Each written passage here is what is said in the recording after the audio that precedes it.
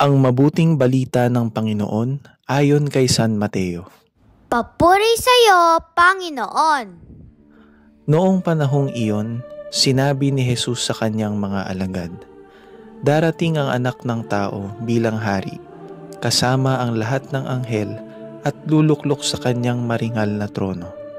Sa panahong iyon, matitipon sa harapan niya ang lahat ng tao.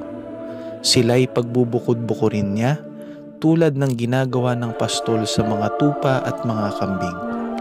Ilalagay niya sa kanyang kanan ang mga tupa at sa kaliwa ang mga kambing. At sasabihin ng hari sa mga nasa kanan, 'Hali kayo, mga pinagpala ng aking Ama. Pumasok na kayo at manirahan sa kahariang inihanda para sa inyo mula pa ng likhain ang sanlibutan. Sapagkat ako'y nagutom at inyong pinakain, nauhaw at inyong pinainom. Ako'y isang dayuhan at inyong pinatuloy. Ako'y walang maisuot at inyong pinaramtan.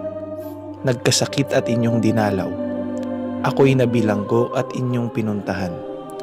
Sasagot ang mga matuwid, "Panginoon, kailan po namin kayo nakitang nagutom at aming pinakain, o nauhaw at aming pinainom? Kailan po kayo naging dayuhan at aming pinatuloy, o kaya'y walang maisuot at aming pinaramtan?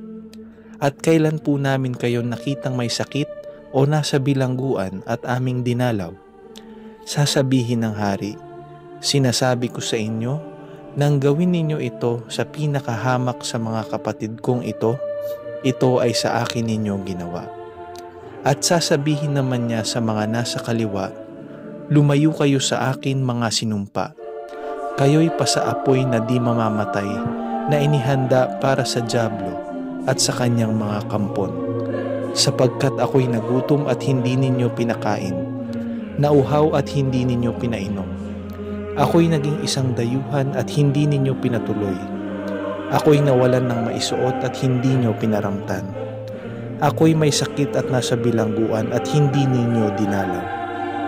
At sasagot din sila, "Panginoon, kailan po namin kayo nakitang nagutom, nauhaw, naging dayuhan, nawalan ng maisuot, may sakit o nasa bilangguan, at hindi namin kayo pinaglingkuran?"